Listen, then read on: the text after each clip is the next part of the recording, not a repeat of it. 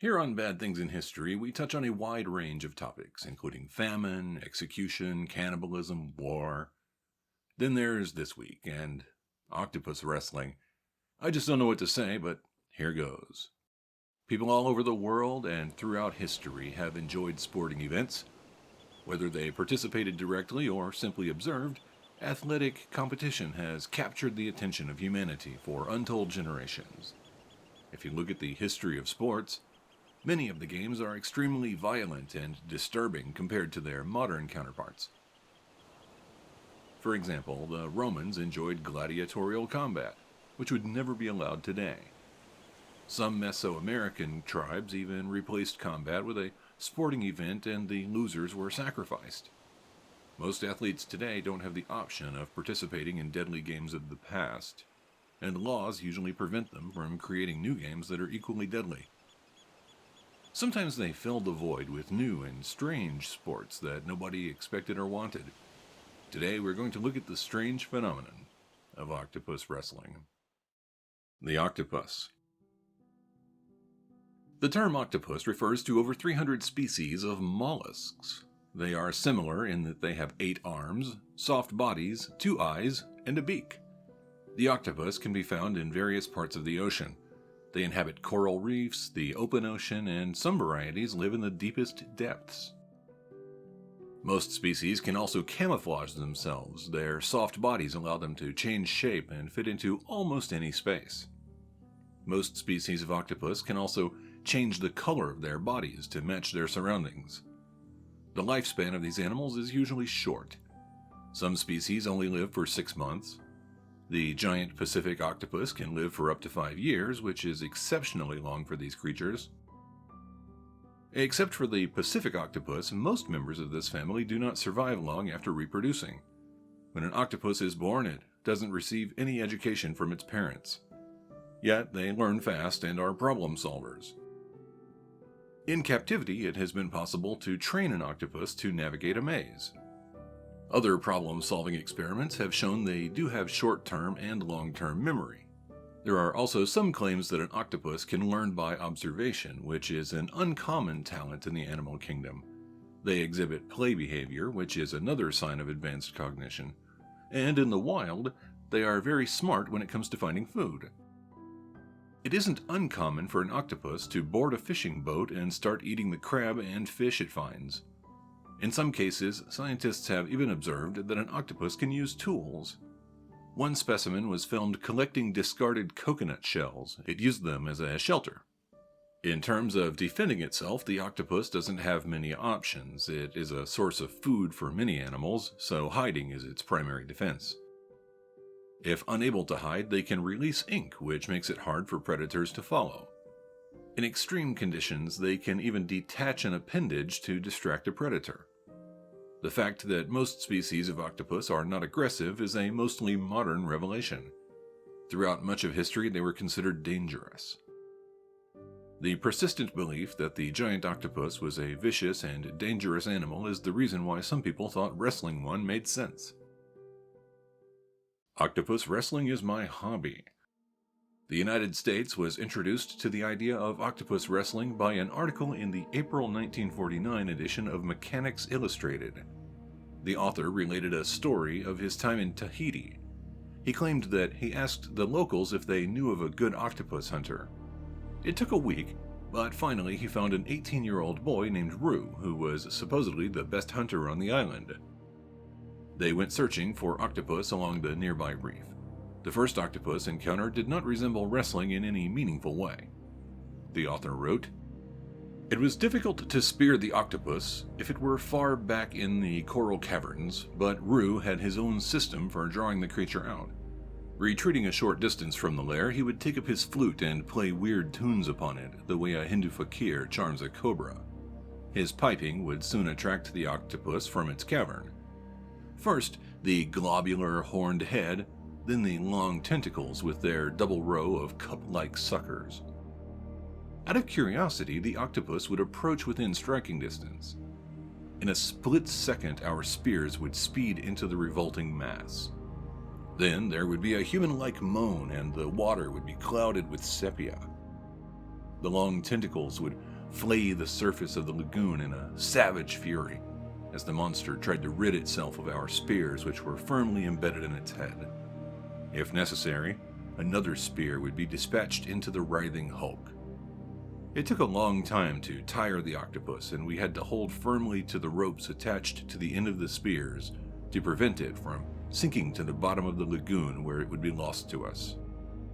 Although it is an interesting tale, it is most likely not true. The largest giant Pacific octopus is around 110 pounds. If there are giant beasts in the ocean that rip people into pieces with their tentacles, this species is not among them. The story of another octopus encounter later in the article is also questionable. One day in the late afternoon, Rue and I discovered a huge monster with 25-foot tentacles in a coral grotto just below the surface of the lagoon. We let out a cry for the natives of the village to assist us. This brute was just too big for 2 men to handle. With spears, knives, and clubs, the entire village arrived to do battle with the giant octopus. The monster, disturbed by the noise and sensing no escape from its attackers, lashed out menacingly with its long, writhing tentacles. As quickly as the grisly arms rose above the surface of the lagoon, the natives slashed them off. In the darkness of the coral cavern, I could see the horrible purplish eyes. A few final blows of the natives' spears and knives ended the life of the repulsive monster. I shall never forget, in the last minute of conflict, the moan of fury that the octopus gave when the spears pierced its horned head. The article might have been fiction, but it captured the imagination of people on the west coast of the United States. The idea of octopus wrestling had been let loose into the minds of bored people everywhere. Father of octopus wrestling. If you want to wrestle an octopus, first you have to catch one. That isn't something many people knew how to do in the 1940s. One man, named O'Rourke, developed a technique for catching them. Nobody remembers his full name, but they know he is one reason octopus wrestling became a sport. O'Rourke and his business partner developed an octopus fishing business in the early 1940s. O'Rourke would be dropped into the water to serve as live bait. When the octopus was wrapped around him, he would be pulled out of the water. He would then wrestle the octopus into submission. H. Allen Smith wrote of O'Rourke in 1964, "O'Rourke was becoming perhaps the world's greatest authority on the thought processes and the personality of the octopus. He knew how to outmaneuver them, to outflank them, and to outthink them. He knew full well many years ago what today's octopus wrestlers are just beginning to learn, that it is impossible for a man with 2 arms to apply a full Nelson on an octopus. He knew full well the futility of trying for a crotch hold on an opponent with 8 crotches." A surprising number of people would follow in O'Rourke's footsteps. The thrill of wrestling a giant octopus was too tempting for them to ignore. Wrestling tournaments. Since octopus wrestling never gained popularity outside of the Pacific Northwest, nobody is sure when the first tournament took place. But the first well-documented wrestling tournament happened near Tacoma, Washington in 1957. Around 200 people gathered to watch the contest. A team from Portland, Oregon won when they captured an 80-pound octopus. The rules of this wrestling tournament required divers to go down to the bottom of the ocean and find a giant octopus. They would then attempt to drag it from its cave, which is when the wrestling part happened. The octopus would then be brought back to the beach. It would be weighed, and after the tournament was complete, it would either be let go back into the ocean, eaten, or given to an aquarium. Octopus wrestling tournaments grew in popularity throughout the late 1950s and into the 1960s. At the height of their popularity, an event may have 5,000 spectators and well over 100 divers. Gary Keffler was one of the organizers for these events. He also worked as a stunt double, filling in for Lloyd Bridges, who played in the television series Sea Hunt. Gary said he belonged to a diving club during that time, which held events such as spearfishing competitions. They decided to try something different. The idea of wrestling an octopus intrigued them. When a team brought an octopus to the beach, they received 1 point per pound if they were wearing scuba gear. If the only equipment worn was a face mask, then the team was given 2 points per round.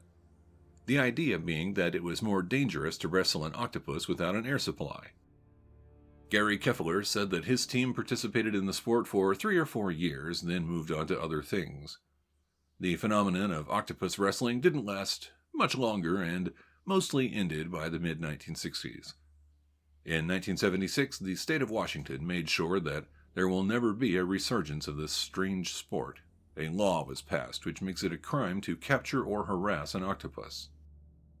The main benefit to the popularity of octopus wrestling, if there was one, is that more people became familiar with these giant cephalopods. For the first time, the public was able to see a giant octopus with their own eyes, and it wasn't the fearsome beast described in magazine articles. Octopus wrestling is probably not coming back anytime soon. The sport really isn't that dangerous. Nobody ever died doing it, and watching someone hurt an octopus isn't fun. And now that we know how smart they are, it really takes the fun out of torturing them to death. To be fair, maybe the idea of people wrestling animals just hasn't been implemented properly. Bear wrestling, for instance, would be exciting to watch. What do you think about octopus wrestling? Is it a sport you want to bring back, or is it perhaps the stupidest thing ever? Personally, this whole topic just makes me feel embarrassed and sad to be a human being. If you enjoyed this episode, then press that like button and consider subscribing to our channel. We fill our heads with these horrible stories every week, and now nobody loves us. Thank you for watching Bad Things in History.